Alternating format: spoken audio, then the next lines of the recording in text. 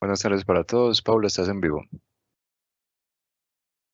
Buenas tardes, bienvenidos a un nuevo foro educativo virtual. Mi nombre es Paula Andrea Macías, soy médica de programas especiales del Oriente Antioqueño. El día de hoy vamos a tratar el tema de hidratación en ancianos. Sabemos que muchos de nuestros asistentes y de los que van a asistir al foro no pertenecen a esta población, pero sabemos también que muchos, digamos, tenemos la idea de pertenecer en algún momento y que podemos hacer las veces de cuidadores también con este grupo de población. Entonces, por eso fue una convocatoria abierta. Le voy a dar paso al doctor Luis Bernal. El doctor es médico internista del programa de protección renal acá en el Oriente Antioqueño. Les recuerdo llenar la encuesta de satisfacción. Al final del foro resolveremos dudas y bueno, esperemos que sea una charla muy productiva. Adelante, doctor Luis. Buenas tardes, noches. Es un placer que estemos reunidos. El tema, como decía Paula, lo definimos primordialmente porque en algún momento todos llegaremos por experiencia directa o por alguna persona cercana a el rango de ancianos. Anciano se define por la OMS como toda persona mayor de 60 años y tiene una gran cantidad de connotaciones. Cada vez es una población mucho más grande. Nuestra población está envejeciendo en todo el mundo y aún países que tenían una gran cantidad de personas muy jóvenes lo estamos viviendo. Somos testigos de atender cada día una mayor cantidad de ancianos. Me presento, soy Alberto Bernal Méndez, internista de la Universidad Nacional de Colombia y trabajo con el grupo de salud en casa en el Oriente Antioqueño, apoyando en el programa de protección renal. Y por ese motivo es que tengo la inquietud de que hablemos de hidratación en ancianos. La siguiente. Cuando pensamos que somos, hay muchas maneras de verlo. De pronto la manera más sencilla de definirnos es que somos agua. Todos los seres humanos, en realidad todos los seres vivos. De lo que somos en total, del peso de nuestro cuerpo, en toda la vida, más de la mitad somos agua. Es mayor cuando nacemos. En los niños recién nacidos el porcentaje de agua llega a ser del 70-75%. Y a medida que crecemos va disminuyendo, se va modificando. Tenemos un momento en la vida adulta en que las mujeres son menos agua que los hombres, porque tienen afortunadamente más grasa, muy bonita además. Pero en todo el tiempo somos más que todo agua. Los órganos nuestros, en lo que estamos hechos, en su mayor porcentaje también es agua. El cerebro, con lo que pensamos, el 83% es agua. La sangre es básicamente agua, 94%. Los ojos, con lo que vemos, es más agua que la sangre, el 95%. Y otros órganos, como por ejemplo en está colocado, los huesos. ¿Saben ustedes que los huesos, el 25% es agua? Que es la parte más seca que somos todos nosotros. Entonces, cuando hablamos de eso, podemos ver qué tan importante es el agua para nosotros y qué tan importante es hidratarnos. Siguiente, por favor. Lo normal en cómo manejamos el consumo de agua es con una sensación, que es la sed. Siempre que perdemos agua, sentimos que perdemos agua y buscamos conseguir agua. Se ve muy sencillo. En realidad no es tan sencillo. Depende de varios funcionamientos internos. El más importante son unos sensores en el cerebro que miden unas partes de lo que tenemos adentro y que van definiendo si falta agua o no falta agua. Estos sensores de la sed son muy efectivos en los niños, son efectivos en personas hasta edad madura, pero esos sensores a medida que pasa el tiempo se van desensibilizando. Y la manera en que regulamos para mantener el agua, haga usted de cuenta que tenemos un sistema de compuertas y que tenemos una alberca en el interior. Entonces hay compuertas que podemos abrir o cerrar dependiendo de cómo estemos de agua. La más importante es los riñones.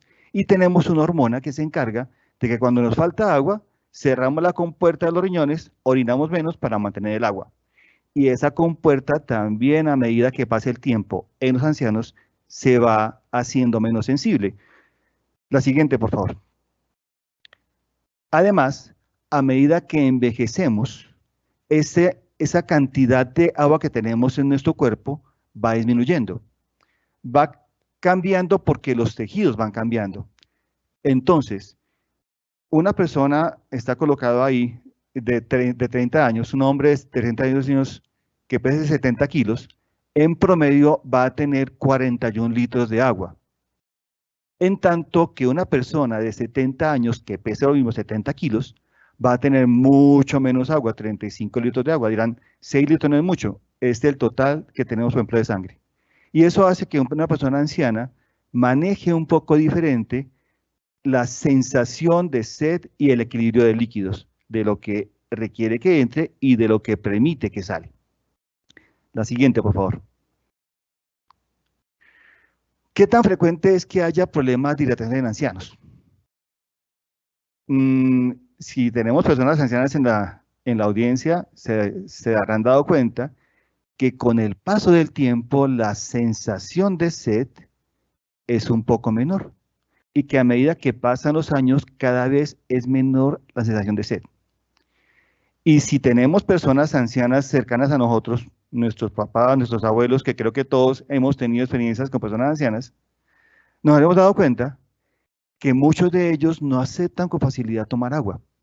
Esta imagen que está a la izquierda de una persona anciana tomando plácidamente agua es menos común que la que está a la derecha de una persona mayor diciendo, uy, agua no es como tan cómodo. Eso hace que frecuentemente las personas ancianas tengan menos cantidad de líquido de la que en realidad necesitan. Y cuando miramos poblaciones grandes, nos encontramos que los ancianos frecuentemente están deshidratados o al límite de deshidratación sin que se den cuenta. Y también ocurre que estando deshidratados, quienes estamos alrededor de ellos tampoco nos damos cuenta. Se vuelve como normal que la persona anciana esté con menos agua de la que necesita. La siguiente, por favor. ¿Qué riesgos tenemos cuando nos hidratamos bien en ancianos? El riñón del anciano tiene un funcionamiento que es un poco diferente, lo he explicado antes, le he explicado que es como una compuerta que abrimos y cerramos para permitir que salga o no más agua dependiendo de cuánta tenemos. Y ese mecanismo de compuerta que es hecho con muchas cosas, en la persona anciana se va haciendo menos funcional, menos sensible. El riñón del anciano es más pequeño, responde a diferentes hormonas, permite que se acumulen algunas sustancias en la sangre como creatinina, como rango normal, y hace que cuando no tenemos suficiente cantidad de líquido, haya más probabilidad de que tenga daño en los riñones. Y aunque es el órgano más sensible cuando la persona se deshidrata, anciana, es no únicamente el órgano que se puede dañar, porque también otros órganos que son básicamente agua, a medida que se va deshidratando la persona anciana, van cambiando su funcionalidad. Los más importantes, reconocibles, el corazón y el cerebro, que a medida que se va deshidratando la persona anciana va haciendo que su funcionamiento sea diferente. Y como dije antes, la dificultad es que los sensores que le dicen a uno que no está funcionando bien la cantidad de agua, disminuyen el mecanismo de alarma y puede ocurrir que la persona anciana tenga sus riñones sufriendo porque no tiene agua y no se dé cuenta, no sienta sed y no busque la manera de poder otra vez llegar a su normalidad. ¿Qué tanto provoca riesgos?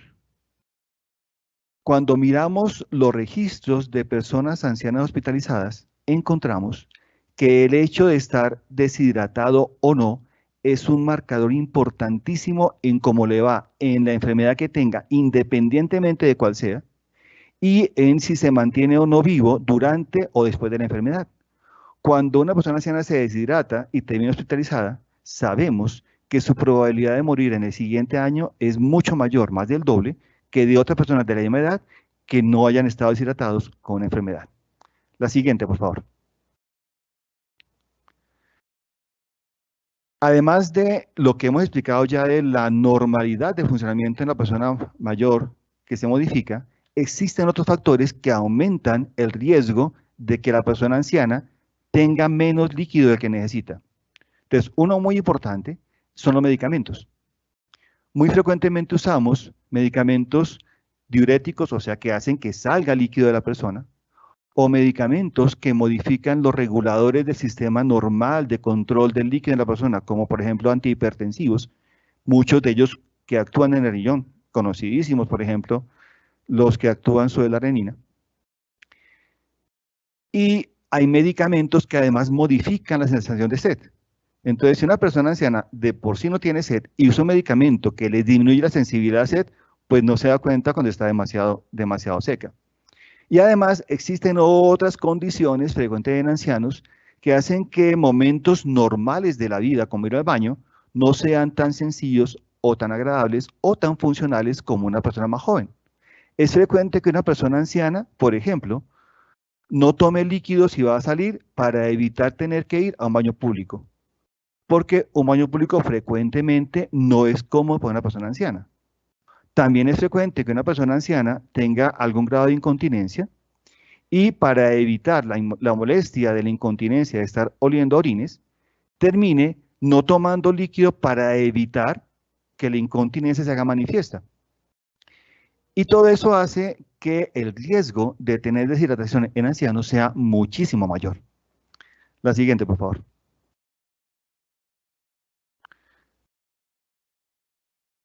¿Qué se recomienda que consuma de líquidos una persona anciana? Ya sabemos que necesitamos consumir líquidos toda la vida.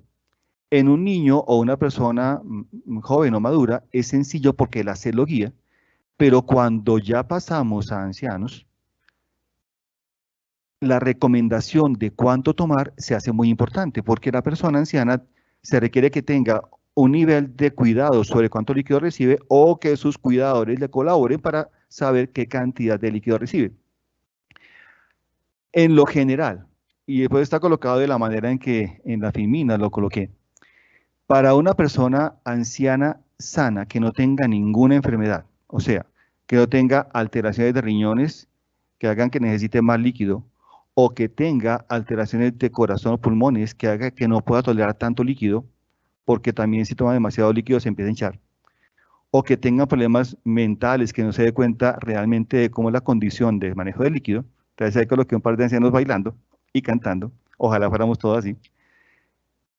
Las medidas de la cantidad de líquido que se necesita se han hecho con seguimientos en países que no son el nuestro. Nos falta todavía tener información para ello. Tenemos dos niveles de recomendación, uno de los estudios hechos en Estados Unidos, otro de las que se ajustaron en Europa un poquito menos de líquido, en Estados Unidos más líquido, como en ese intermedio podemos guiarnos. Dice que para una persona anciana masculina, para un hombre anciano, el objetivo es que esté consumiendo cada día entre 2,5 a 3,7 litros de agua líquidos al día. Y una mujer anciana, entre 2 litros y 2,7 litros al día. Ahora, eso traducido en vasos, ¿saben cuánto es? Porque la manera más sencilla en que recomendamos generalmente la cantidad de líquido que toman es tantos vasos de agua al día. Pero resulta que cuántos miden la sopa en vasos o cuántos miden muchas cosas que se toman en vasos. Hay maneras de medirlo. Si hablamos de vasos, estamos hablando de que más o menos para un hombre, más o menos de un vaso de tamaño promedio, no pequeñito, sino promedio, son 6 vasos al día como mínimo. Y para una mujer 5 vasos como mínimo al día. Y en esos líquidos incluimos los que tienen presentación de líquido en los alimentos. Por ejemplo, sopas o caldos o jugos, hace parte de los líquidos. Lo difícil es que muchas personas no saben la cantidad que toman. Primero, porque toman cantidades pequeñitas y acumuladas. O segundo, porque como les explicaba antes, no sienten sed ni se dan cuenta de la cantidad que están recibiendo. Muchas veces nos toca tener el cuidado a nosotros, que lo estamos observando, de estar vigilando, al final daré un tip de cómo manejar de manera más confiable la cantidad de líquido que requiere una persona mayor en el día. La siguiente, por favor. ¿Qué ocurre cuando una persona anciana se deshidrata? Es un poquito diferente dependiendo de las causas. La causa más frecuente es la falta de tomar líquido, entonces es menos florida la cantidad de manifestaciones. Pero cuando la pérdida de líquidos es, por ejemplo, por diarrea, puede muy rápidamente manifestar síntomas, porque de base la persona frecuentemente no está muy bien hidratada. Hay síntomas que ocurren siempre que falta agua. Hay síntomas que ocurren menos frecuente cuando falta agua. Y hay síntomas que, aunque no ocurren, son muy importantes y llegan a ocurrir cuando falta agua. En los niños y personas mayores, jóvenes y maduras, lo más importante que ocurre es que el síntoma es la sed. Eso no ocurre en ancianos. Acordémonos que en ellos es diferente. Entonces, la manifestación más frecuente de falta de líquido en ancianos es la que está colocada en el dibujito, estreñimiento. ¿Cuántos han visto ancianos con estreñimiento? Creo que bastante, ¿cierto? Frecuentemente es la causa falta de líquidos. Y siempre que hay estreñimiento, antes de mandar medicamentos laxantes o otras cosas, verifiquemos cómo está la hidratación. Porque antes de colocarle laxantes, miremos que pueden hacer deposición teniendo la cantidad de líquido que se necesita. ¿Qué síntomas o qué cambios son frecuentes que ocurren?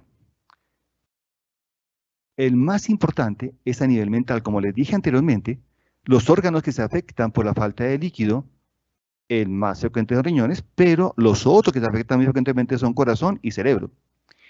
Y el siguiente que nos dice, oiga, me está faltando agua, es el cerebro, pero no lo dice diciendo, me falta agua, sino, primero se manifiesta como una pérdida de la inteligencia normal de la persona. O sea, se le empieza a hacer difícil cosas que son muy cotidianas. Se le olvidan más las cosas, en la conversación no puede seguirla adecuadamente. Ese tipo de fenómenos frecuentemente son falta de agua. Y cuando falta más agua, especialmente si tenemos otras condiciones de enfermedad, se manifiesta como confusión. Confusión de inicio agudo. Y estas dos condiciones generan el riesgo de la siguiente, que es otra manifestación frecuente de la falta de agua en ancianos, que son caídas. Caídas porque la coordinación, percepción de distancia, porque el ojo también se altera y muchas más cosas se modifican.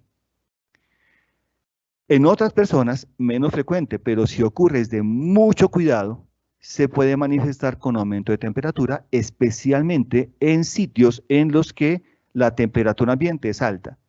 Entonces, el aumento de temperatura medida, y que puede llegar a ser fiebre en ancianos, por ejemplo, en sitios de la costa o de Magdalena Medio Nuestro, es una frecuente manifestación de falta de agua. Lo otro son los cambios en la concentración del azúcar.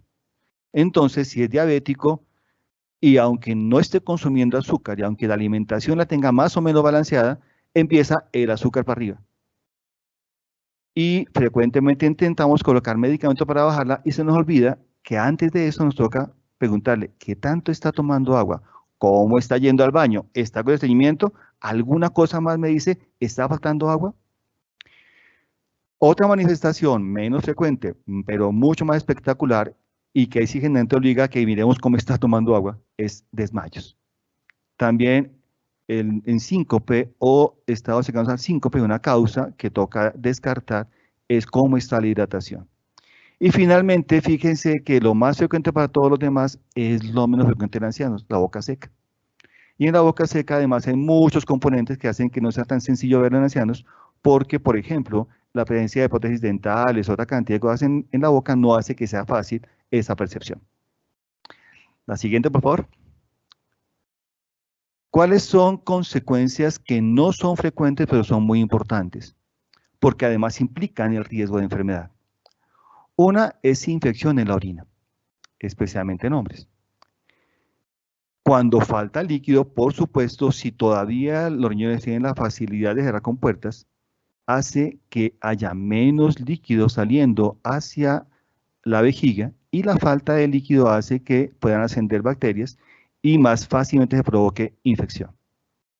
Por lo mismo mecanismo hace que una manifestación de falta de líquido sean cálculos en los riñones, que tienen una manifestación espectacular de dolor, no es nada agradable.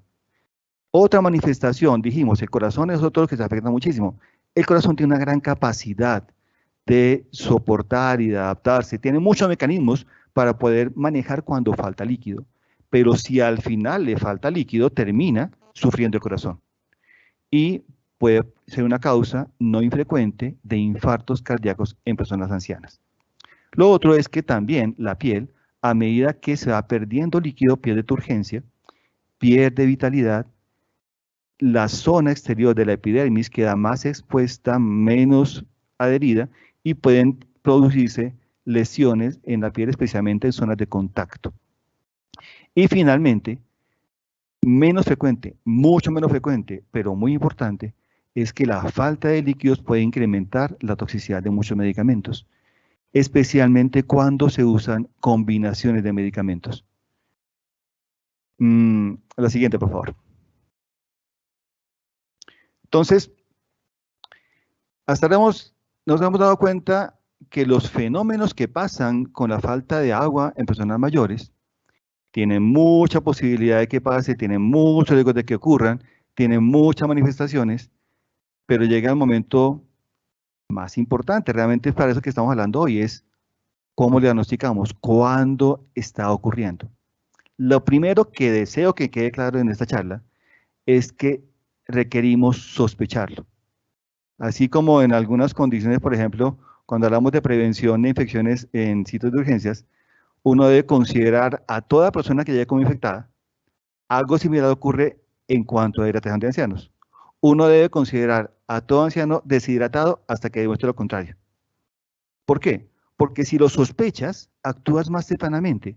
Porque si lo sospechas, no permites que una condición que es fácilmente manejable llegue a condiciones difícilmente recuperables. De esta manera, sospecha. Y eso, si en la audiencia de personas ancianas, por favor, mantengámoslo todos los días. Miremos qué tanto líquido estamos consumiendo y si como que alguna de las cosas que me dijeron me está pasando, sospechémoslo y corrijámoslo antes de que aumente. La pregunta más importante es, ¿cuánto he tomado de agua?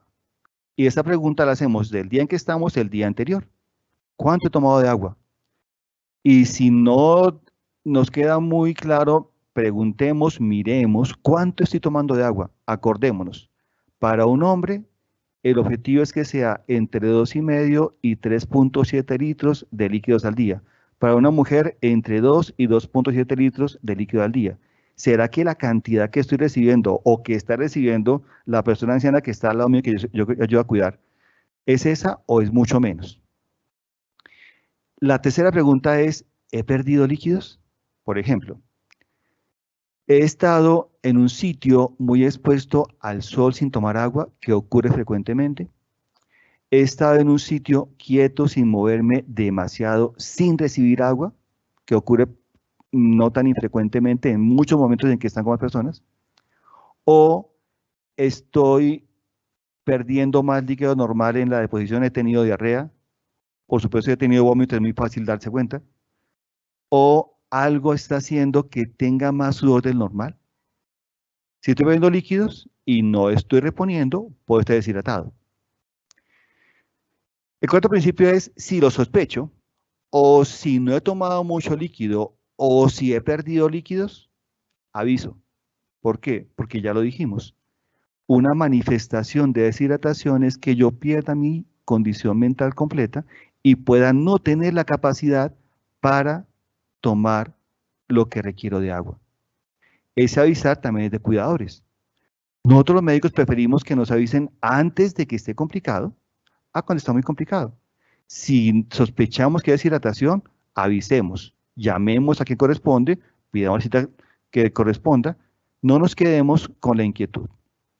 Y finalmente, revisemos. ¿Revisamos qué? Cómo está la orina, si es adecuada, si es suficiente, no está muy concentrada, está clarita. cómo está la piel, cómo está la boca, cómo están los ojos. Y los médicos examinamos más cosas, cómo está el pulso, cómo está la presión para saber cómo está la hidratación completa. La siguiente, por favor. ¿Qué encontramos al examinar frecuentemente? Entonces, encontramos una pérdida rápida de peso. Las personas ancianas generalmente saben cuál es su peso normal, generalmente. Y si se ha perdido más del 3% del peso, hagamos un ejemplo. Una persona de 60 kilos y que ha perdido más de 2 kilos en el curso de un día, nos toca mirar cómo estamos de agua. También es frecuente encontrar la lengua seca o agrietada. Miremos con mucho cuidado porque cuando hay grietas ha faltado líquido en la boca, a veces sin que nos demos cuenta. No es tan frecuente en ancianos, pero comparte con todos los seres humanos, puede encontrarse o boca seca o ojos secos. Un signo muy importante que muchas veces no conocemos es que la deshidratación como hallazgo provoca pérdida de la fuerza del eje escapular y los brazos pierden fuerza. Entonces, si se me está dificultando peinarme o se está dificultando coger las cosas de la parte de arriba del armario o levantar se me dificulta y antes lo hacía bien, miremos cómo es hidratación. Los otros hemos hablado antes. Entonces, si está la persona anciana actuando extraño o si está hablando extraño, miremos cómo es hidratación. Y finalmente, cómo está la orina, lo que dijimos antes. Si la orina es escasa, si está de un color muy oscuro, si está muy concentrada, si huele muy concentrada, está faltando líquido. La siguiente, por favor. ¿Cuándo consultar? Es otro de nuestros objetivos muy importantes hoy. Es que no nos quedemos con una persona en casa deshidratada y anciana, permitiendo que se complique cuando nos toca actuar muy rápidamente. Porque si actuamos rápidamente, reponer líquido es muy sencillo, pero si esperamos que pase más cosas, después va a ser muy complicado. Entonces, consultar siempre, siempre, siempre cuando hay diarrea. Por favor, no vayamos a la farmacia a que nos dé medicamentos para la diarrea. Es mejor que un médico o persona de salud revise qué está pasando. La diarrea nunca es normal. Por supuesto, si hay vómito.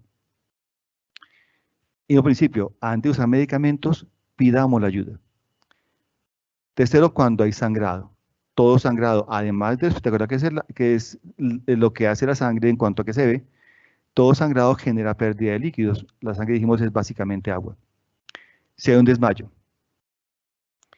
Y siempre si hay desmayo, debemos revisar a la persona. No que como ya se levantó, no pasó nada. No, pidamos la cita. Si fue un desmayo mayor, que se orinó, que se hizo de cuerpo, no, así, toca urgencias. Si no, pidamos cita prioritaria. Cuando la persona no orina.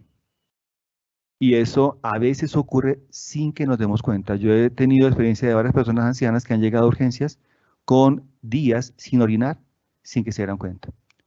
Cuando la persona no recibe alimentos. Igual, nos toca tener mucho el cuidado de estar verificando cómo está nuestra persona o el anciano cómo se encuentra. Si hay fiebre definida como una temperatura axilar mayor de 38.2 grados centígrados. Cuando hay dolor, porque la falta de líquido, una manifestación frecuente, es que provoca dolor tanto articulaciones como músculos como otra cantidad de sitios. Y en caso de duda, si duda de si toca consultar, no lo dude, consulte. Porque la duda me está diciendo algo está pasando y es mejor el exceso de consulta que se tenga la claridad de que no tengo ningún problema a la falta de consulta. ¿Qué les pido? Eso sí, si tiene duda, no se vayan todas urgencias en un día de mucha dificultad. Pueden hacerlo pidiendo la cita dependiendo del nivel de prioridad que se tenga para cómo se encuentra la persona anciana. Siguiente, por favor. ¿Cuál es el tratamiento? Es muy sencillo. El tratamiento de deshidratación es agua. Solo que el agua depende de que esté acompañada según lo que haya ocasionado la pérdida de líquidos. Entonces, siempre nos toca hidratar y corregir la causa. Pues si la causa fue, por ejemplo, que se está olvidando tomar líquidos nos toca buscar que tenga disponibilidad suficiente de líquidos en varias partes para que se esté acordando. Si la causa fue que tuvo fiebre, toca corregir la causa de la fiebre. Si la causa fue que tuvo diarrea, toca corregir la causa de la diarrea. Siempre toca corregir la causa. Los segundos son líquidos.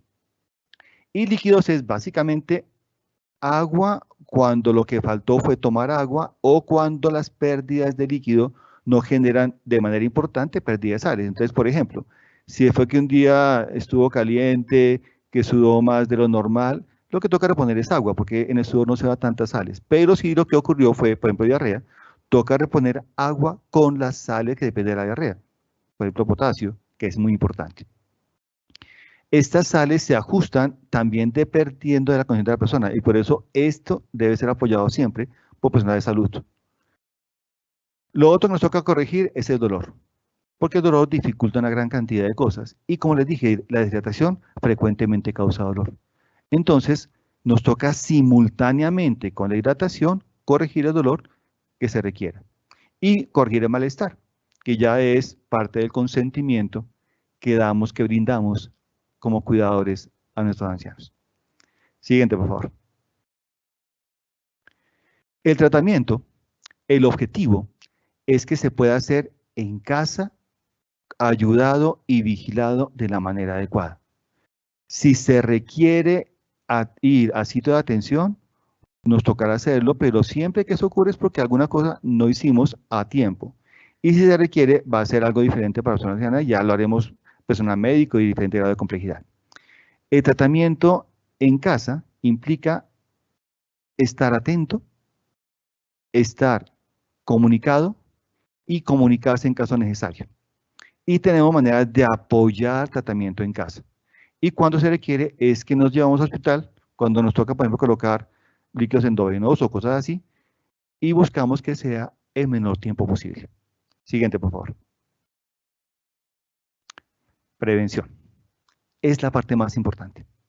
Todo esto que hemos hablado no sirve de nada si no dejamos el mensaje claro de evitar que tengamos la dificultad. Estas medidas de prevención son internacionales.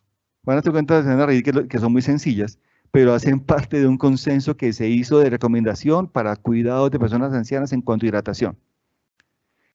Y están cada una de ellas completamente validada, o sea, se ha verificado que sí sirven. Son muy sencillas y sí sirven. Entonces, ¿cuáles son? Primero, que ofrezcamos líquidos especialmente en la mañana y en la tarde y que los disminuyamos en la noche. ¿Por qué? Porque nuestro sistema de funcionamiento circadiano hace que manejemos diferentes los líquidos en la mañana temprano y en el curso de la tarde que en la noche. Y en las personas ancianas es muy importante estarles invitando, ofrecérselas. Es una labor de todos nosotros. Y de la persona anciana es ofrecerse y aceptar que le ofrezcan. El segundo, usar vasos pequeños. Un motivo frecuente para que una persona anciana no acepte líquidos es que le ofrezcan un vaso demasiado grande. Es solo verlo ya hace que no quiera tomárselo. Entonces, un tip sencillo es usemos vasos pequeños. Si usamos vasos pequeños, tomárselo no va a ser tan complejo para la persona anciana y va a ser además más agradable. Y por ejemplo, permite que en vasos pequeños tengamos más sabores para que podamos tener más variedad de deseo de querer tomar líquido. El tercero, importantísimo, es sustituir las gaseosas y las bebidas azucaradas. Eso incluye los jugos e incluye agua de panela. Agua de panela, gaseosa y jugos con azúcar no son bebidas hidratantes. Se comportan como bebidas deshidratantes y se afectan a gran cantidad de cosas. Entonces tratemos de sustituir eso por otro tipo de líquidos. El cuarto, en caso necesario, al agua, démosle sabor con rodajas de frutas. Eso funciona muchísimo.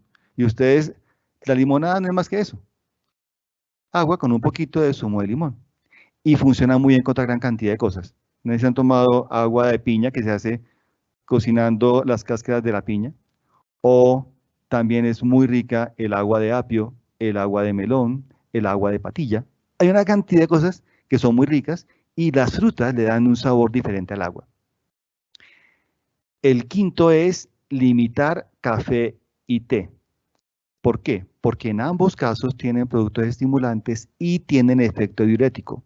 Cuando uno toma café más, té menos, hace que se aumente la diuresis y en la orina se va agua. Entonces el balance final puede hacer que café y té deshidraten más que hidraten. La siguiente, por favor. Ya llegó aquí mi amiga a acompañar la charla, que siempre que estoy ahí en conferencia viene para aquí a saludar. El siguiente es fomentar el consumo de líquidos con un momento que es muy sencillo, es la ingesta de medicamentos. Entonces, es invitar a la persona anciana a que acompañe cada medicamento con una cantidad de líquido.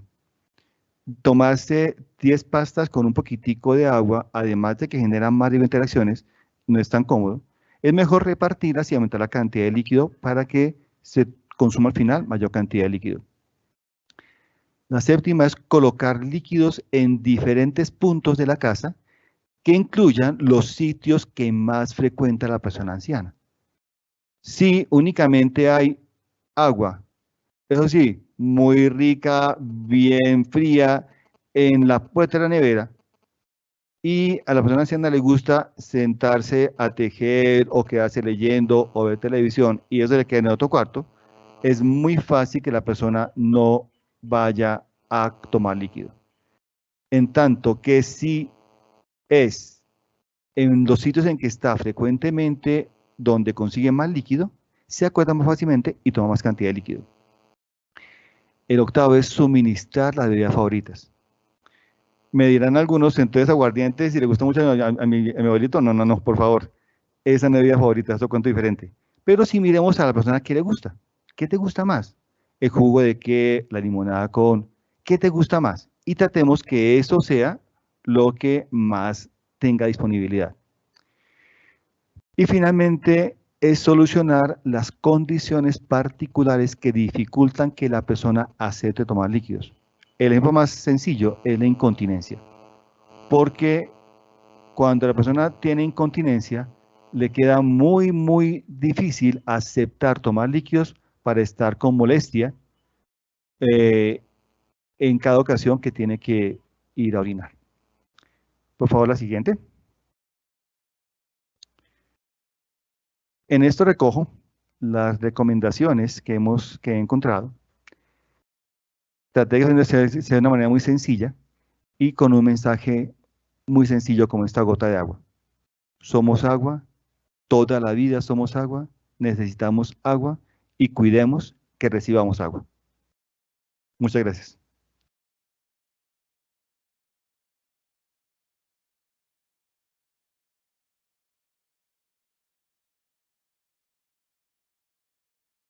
Muchas gracias, doctor. Excelente presentación. El agua es vida, definitivamente. Ahora vamos a pasar a las preguntas de nuestros asistentes. Tenemos muy buena asistencia hoy. Bueno, la primera pregunta es, ¿la cantidad recomendada de agua a tomar es explícitamente el agua o ahí va incluida el agua que contiene los alimentos que a diario consumimos?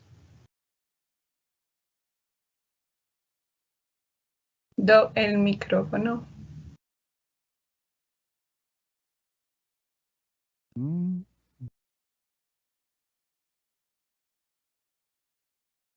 Es explícitamente los líquidos que se ven como líquidos en lo que recibimos todos los días. Hay alimentos que tienen un contenido de agua mayor que otros, pero, por ejemplo, no podemos medir la cantidad de líquido que tiene unos frijoles, o que tiene un arroz, o que tiene una carne. Finalmente, lo que genera la diferencia es lo que tiene presentación de líquidos. Entonces, vale como líquidos, jugos, sopas, aunque tenga otras cosas, no vale el volumen de líquidos. Vale como líquidos, jugos, agua, ¿sí? Todo lo que tenga una forma líquida en ser presentada. Eso es lo que al final nos permite medir la cantidad de líquido. Yo dije que iba a hacer un tip de cómo medirlo. Entonces, una manera sencilla de medir la cantidad de líquido que hace una persona al día es en la mañana, si uno sabe la cantidad que debe recibir, eso vale tanto para restricción como para aumento en la cantidad de líquidos, tenga una botella del tamaño de lo que la persona tiene que recibir. Supongamos, Si es una mujer, dijimos que son 2,5 litros. Tengamos una botella de la gaseosa que cada quien desee de 2,5 litros. Y por la mañana la llenamos con agua. No hay necesidad que sea agua para tomar, ni que sea únicamente agua. Y después, en el curso del día, a medida que la persona va tomando agua, entonces se tomó su café. Después de que tomé el café, llenamos con agua a la cantidad que tenía de café que tomé. Y la desecho. Me tomé 3 pastas con un vaso de agua. Después de que tomé las pastas, lleno la cantidad de agua de ese botellón que tenía de antes y la desecho. Me tomé un plato de sopa. Entonces, después de que tomé la sopa, lleno la cantidad de agua y la desecho. Al final me doy cuenta si me he tomado la cantidad que es menos o más. Y se aplica tanto para restricción como para aporte mayor de líquidos. Ok, muchas gracias, doctor. Bueno, por acá hay otra pregunta y dice, buenas tardes, ¿la excesiva resequedad en la piel en personas mayores se debe a la falta de hidratación? Es un componente muy importante. Con el paso del tiempo, hay cambios en sustancias de la piel. Se pierde elastina, especialmente en la proteína, se pierde colágeno y eso hace que la textura de la piel sea diferente y por eso es que surgen arrugas. Pero la textura final de la piel, la hidratación de la piel está muy ligada con la hidratación de la persona. Si la piel está muy seca, nos está hablando de que falta líquido. Y la manera más adecuada de hidratar la piel no es con cremas. Cuando la piel está muy seca, la manera más adecuada de hidratarla es antes de cremas tomar líquido. Muchas gracias, doctor. Por acá dice, ¿hay algún problema con el exceso de hidratación? Sí. Y gracias por la pregunta que le estaba esperando. Hay 2 tipos de problemas importantes. Yo les dije al comienzo, estos datos los dimos para personas que no tengan otras enfermedades. Hay algunas condiciones en que nos toca restringir la cantidad de líquidos. La más importante, la más frecuente, una persona en falla cardíaca, porque su corazón no puede manejar tanto líquido y nos toca limitar el total de líquido que recibe. En esas personas, si sobrehidratamos, o sea, si tomamos más líquido del que es, el corazón termina no funcionando adecuadamente, se empieza a retener líquido, la presión empieza a hincharse, y lo que estamos ya no es hidratando, sino causando incomodidades. Eso por un lado, es cuando el sistema cardiovascular no está funcionando bien. Y el otro es el más importante que quiero que nos quede para todos, porque aplica para todas las personas, desde niños hasta ancianos, pero un poco más sensible en ancianos, porque expliqué al comienzo de las diferencias que existen de contenido y componentes que tienen los ancianos, es que si tomamos agua pura, demasiada, terminamos diluyendo las sales que tenemos en nuestro organismo. La más importante es el sodio, y cuando una persona toma demasiada agua, termina haciendo que se quede más diluido el sodio y que el sodio baje en donde es más importante, que es la sangre, y también en las células. Y cuando baja mucho puede ser tóxico. Entonces tampoco se puede exceder la cantidad de líquido que la persona necesita. Por eso coloqué los rangos en los que se recomienda que sea la cantidad que reciben ancianos y también aplica para personas más jóvenes. Ok, por acá muchas gracias, doctor. Hay más preguntas que vienen como enlazadas y por el mismo hilo. Dice, cuenta la cantidad de agua que se consume en bebidas como jugos. Entonces, usted ahorita explicaba lo de... Bueno, ¿cómo saber si estoy sufriendo del riñón? Pues digamos que enlazado con la hidratación, hacen una pregunta de cómo saber si se está sufriendo del riñón y usted durante la presentación mencionó personas que llegan a la consulta sin llevar 3 días sin orinar, entonces por acá nos hacen esa pregunta. Perfecto, porque es que la manifestación más importante de daño cuando nos falta agua es en los riñones, donde tenemos las manifestaciones más grandes y también los mecanismos de compensación más grandes es en los riñones. Cuando la persona no tiene suficiente agua, los que se afectan finalmente son los riñones. Inicialmente tratan de compensar evitando que se pierda líquido, entonces tratan de evitar que salga líquido y eso hace que una cantidad de cosas no pueda manejarla bien. Y cuando ya no puede más, terminan sufriendo daño. Entonces, ¿cómo nos damos cuenta que están sufriendo los riñones daño? Primero, por las características de la orina. Es lo más temprano. Entonces, hay problema de alteración de riñones cuando la orina es demasiado oscura, que es lo más frecuente, o en fases especiales o avanzadas, cuando ya es pura agua. Tampoco es normal que la orina sea pura agua. Lo otro es la cantidad de orina. Si yo estoy orinando muy poquito o no estoy orinando, no es normal que ninguna persona pase un día sin orinar. Si no estoy orinando, mis riñones están sufriendo. Pero también es una manifestación de daño en riñones cuando orino demasiado. Cuando pierdo el control y orino demasiado, es menos frecuente, pero también es una manifestación de acción en riñones. Lo otro es las consecuencias del agua en el cuerpo. Una no frecuente manifestación de daño en riñones es cuando no tiene la capacidad de sacar y se empieza a quedar retenido el líquido y la persona empieza a hincharse. No es frecuente. Es conocida como alteración, pero no es frecuente.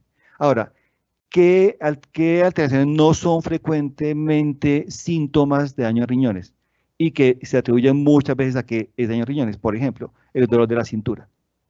Para que la cintura que duela sea por riñones, hay cálculos. De resto, un dolor de cintura no tiene nada que ver con riñones. Es otra de las manifestaciones. Que tampoco es frecuente que los riñones sean la causa. Alteraciones independientes en la piel o en ahogo. Son diferentes las causas. Lo frecuente para que sea daño en riñones que se manifieste es cambio de orina, cantidad de orina y que se hinche o no la persona. Bueno, gracias, doctor. Esta como complementaria dice, buenas noches, gracias. ¿Por medio de qué exámenes nos damos cuenta y qué síntomas del cuerpo podemos saber que estamos sufriendo de riñón? Entonces, como el doctor decía, pues no orinar y ya complementario, como qué exámenes tenemos en cuenta a la hora de sufrir de riñón. Entonces, lo más importante son exámenes en sangre. Y de sangre, el más importante que todos conocemos es la creatinina. Cuando se pierde función de riñones, se aumenta creatinina. Simultáneamente con creatinina, se aumenta nitrógeno ureico. Entonces, son la base de los exámenes que hacemos siempre. Y lo tercero es la característica de la orina. Son la triada con la que nosotros evaluamos de manera sencilla la función de riñones. Existe otra gran cantidad de exámenes, pero los sencillos que siempre tenemos y que nos informan si el daño es reciente, no es reciente, o cuál componente es más importante, son esos tres: creatinina, nitrógeno ureico y citoquímica de orina. Bueno, gracias, doctor. Pero acá hay otra pregunta muy importante y que digamos que nos ponen encrucijadas a veces a los médicos. Muy importante la pregunta, dice, en caso de enfermedad renal y cardíaca o cardíaca, ¿cuánto debe ser la cantidad de líquidos al día? Esa es pregunta para especialista. Ahí es cuando nos toca evaluar una gran cantidad de condiciones.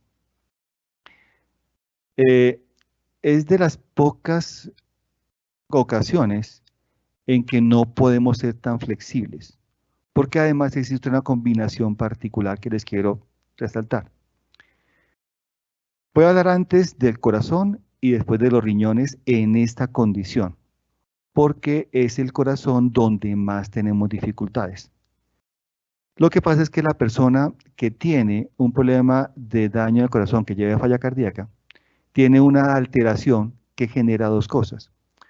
Una, la pérdida de la sensación del límite del líquido que maneja el corazón. Y dos, la pérdida de la noción de saciedad de la sed por una sustancia que está en el corazón. Entonces, una particular condición es que los ancianos que más quieren tomar agua son los que tienen falla cardíaca. Y son a los que no se les puede dar tanta agua. Ahí queda una encrucijada que es muy complicada. Porque por la condición alterada del corazón, sus sensores de sed no funcionan y aunque tengan la cantidad de líquido que necesitan, siguen sintiendo sed. Y es cuando se hace muy importante medir la cantidad de líquidos y usar otras estrategias para aliviar la sed.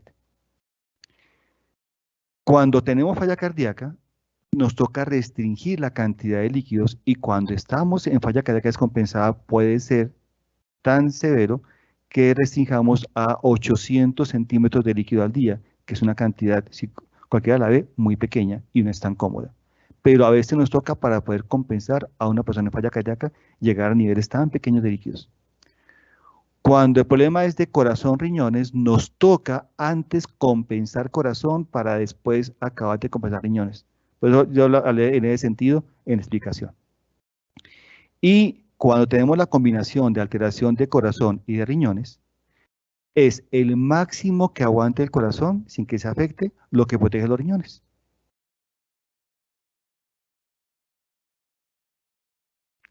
Micrófono. Perdón, por acá, gracias doctor. Hay otra pregunta que también es una pregunta importante, sobre todo en este tipo de población, y es que cómo medimos si el anciano tiene buena cantidad de orina o está orinando bien si usa pañales. Entonces, eso ya es totalmente de cuidadores. Hay varias posibilidades de hacerlo, ¿sí? La más sencilla es mirar la cantidad de cambios al día en que se requiere por orina. La dificultad es que en incontinencia puede ser únicamente urinaria y también fecal. Entonces, si es únicamente urinaria, otra manera de saberlo es midiendo el peso de pañal para acumulado diario, porque se da la relación de que más o menos 1 gramo de peso es 1 centímetro de líquido, si no tenemos incontinencia fecal. La manera realmente la va dando la experiencia del cuidador. Lo que yo me doy cuenta es que uno da instrucciones de mida la cantidad de veces que cambia por orina, de que pese la cantidad de pañal cuando hace el cambio, pero finalmente termina siendo la experticia del cuidador el mejor indicador. Y esas dos herramientas colaboran. Acá, muchas gracias doctor. Dice, buenas noches, sufro de cálculos, ¿qué cantidad debo tomar de agua? En cálculos, primero hay un factor personal que hace que se tenga más riesgo o no de cálculos. Depende de cómo se manejan los cristales. Y los cálculos más frecuentes que tenemos son de cristales de ácido úrico, los más frecuentes. Existen otra cantidad de cosas. Y finalmente, lo que hace al cristal que se queda ahí es que se calcifica. Entonces, cuando tenemos problemas de cálculos, estamos hablando que hemos tenido problemas de hidratación de tiempo atrás. Uno acumula la falta de líquidos manifestada en sus cálculos. Una parte es el manejo en sí del cálculo cuando está molestando. Y eso es un campo de urología que tiene una cantidad de herramientas. En cuanto a prevención, la cantidad de líquido se ajusta dependiendo de mi actividad y de mi edad. Y siempre se tiene que ser muy abundante, el doble del cálculo que tenga yo de gasto de líquidos al día. Porque cuando hay cálculos, sí nos toca garantizar que no se siga quedando remanentes pequeños para que se vayan más cálculos. Esa cantidad ya es para cada persona independiente y la hacemos dependiendo de edad, lo que hace de ejercicio, lo que tiene de actividad extra y lo que se calcula se suministra generalmente en el doble del cálculo que tenemos. Bueno, acá mencionan, voy a hacerle 2 preguntas, doctor, acá aprovechando que están muy participativos nuestros asistentes, y hablan de una persona diabética, o sea, que cuáles son las condiciones de hidratación en una persona diabética con diarrea, y hacen otra pregunta y es que si la cerveza sin alcohol es buena para hidratar. Entonces, antes la segunda pregunta, que es más comercial. La cerveza sin alcohol termina siendo una excelente posibilidad para muchas cosas. Realmente lo que tiene de otras sustancias para darle el color y el sabor, el olor de cerveza, no tiene tantos efectos en otros sitios, entonces es una buena opción para invitar a. No es una buena opción para hidratarse todo el tiempo, ni mucho menos. Pero es una buena opción para hidratar. Y por ejemplo, si a una persona le gusta el sabor de la cerveza, es una excelente opción para hidratar. Tener cuidado del volumen, no puede ser tampoco una cantidad demasiado grande. Y en cuanto a una persona diabética con diarrea, Eso es un campo específicamente de medicina de urgencias, porque toca medir una gran cantidad de cosas. Porque dependiendo de si la diarrea es una consecuencia de la alteración neurológica que provoca la diabetes, el control de la diarrea tiene una gran cantidad de condiciones. Lo importante inicialmente es reponer la pérdida de líquido acompañada de sus sales que ha provocado la diarrea en un tiempo corto. Y es un campo frecuentemente de urgencias y de hospitalización. Listo, muchísimas gracias, doctor. Pues en primer lugar, agradecer a todos nuestros asistentes, agradecer la participación. Nos quedamos corticos en tiempo para solucionar todas las dudas que tienen, pero ya saben que pues nos tienen a los médicos ahí en los controles, en el programa y en las consultas médicas para solucionar las dudas. Muchas gracias, doctor, por la presentación. Gracias de nuevo a los asistentes. Recuerden llenar la asistencia y la encuesta de satisfacción. El foro quedará guardado para que lo visiten posteriormente. Y muchísimas gracias. Que tengan una feliz noche. Gracias por la invitación, por la atención y feliz noche.